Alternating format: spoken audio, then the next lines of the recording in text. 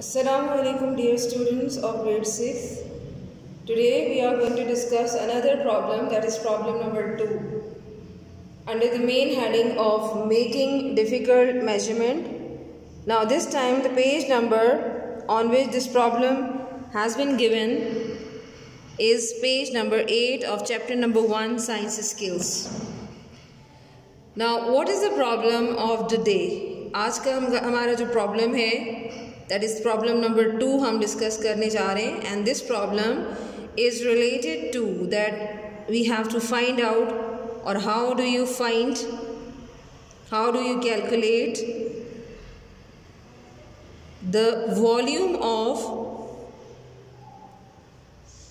an irregular shaped object. आज का जो हमारा प्रॉब्लम है, आज का जो हमारा मसला है वो ये है कि हमने एक गैर हमवार, जो कि बिल्कुल स्मूथ नहीं है, प्लेन नहीं है, ऐसे ऑब्जेक्ट की शेप का हामिल हमने एक चीज़ ली है, ऑब्जेक्ट लिया है, और उसका हम वॉल्यूम मालूम करने जा रहे हैं। कि हम वो वॉल्यूम कैसे मालूम करेंगे?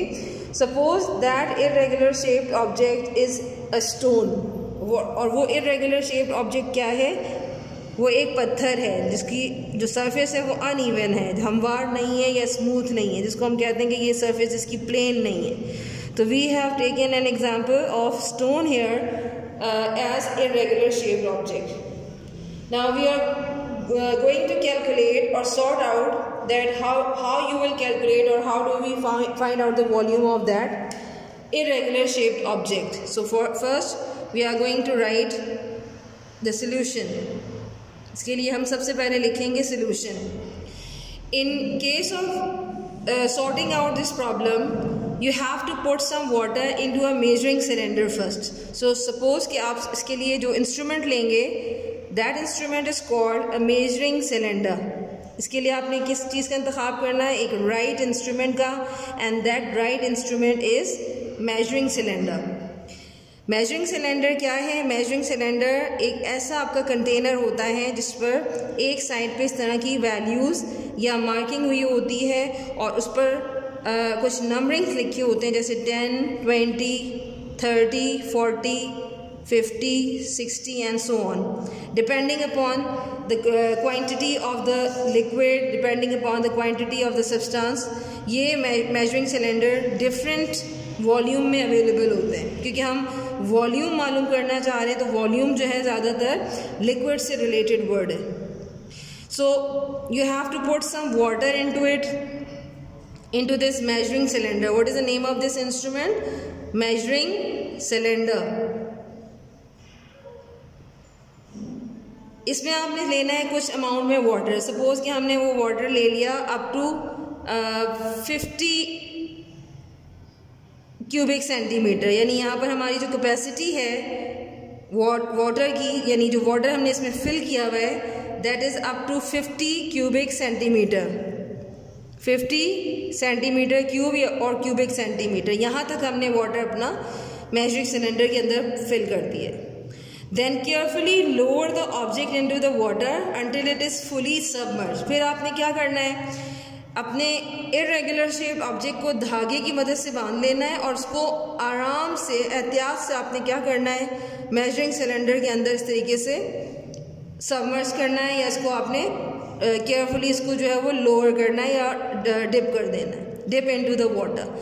एंड इसको डिप करने का तरीका ये होगा कि आपने स्टोन को एक धागे की मदद से जो है वो पहले बांध लेना है, एंड आफ्टर टाइटनिंग, यानी इसको टाइट करने के बाद आपने इसको आराम से मेजरिंग सिलेंडर में मौजूद पानी के अंदर मुकम्मल तौर पर फुली सबमर्ज, यानी डुबो देना है, ताकि ये पत्थर डूब जाए। Now measure the volume again. अब आपने जैसे ही पत्थर डाल दिया, उसके बाद ऑब्वियसली पानी का जो लेवल है वो आपके मेजरिंग सिलेंडर में राइज करेगा, इंक्रीज होगा। अब आपने दोबारा से वो वॉल्यूम जो है वो चेक करना है by using your sense of site. आँखों की मदद से आपने ये वॉल्यूम चेक करना है कि वो वॉल्यूम कितना राइज हुआ। सपोज कि वो वॉल्यूम जो है वो राइज होते होते कहाँ तक पहुँच गया? 60 तक पहुँच गया, यानी वॉल्यूम कहाँ तक चला गया? 60 तक।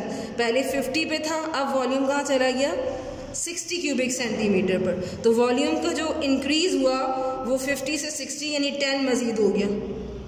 Clear? So you have to find out now the difference between the two readings. Which was the first reading? First reading was 50 cubic centimeter and your second reading will be taken at 60 cubic centimeter. This is your second reading. So you have to find the difference by subtracting the first or second readings from each other, and you will get the volume of the object. So it is very simple calculation which you have to do, and for the third heading you have to move for the calculation. अब आपने third heading की तरफ move करना है, and that heading is calculation. So for calculation what are you going to do?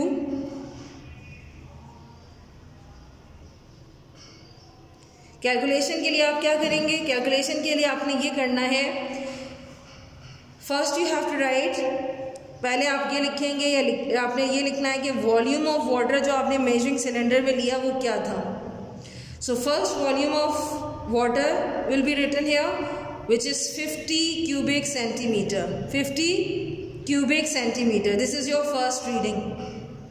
And now you have to write down the volume of water along with the object, that is a stone. This time I am not writing object, stone. हमने यहाँ पर क्या लिया था object के तौर पे? Object का मतलब होता है चीज़, कोई thing, and as an object हमने यहाँ पर स्टोन लिया था which is an irregular shaped object. So what is the volume of water along with the stone?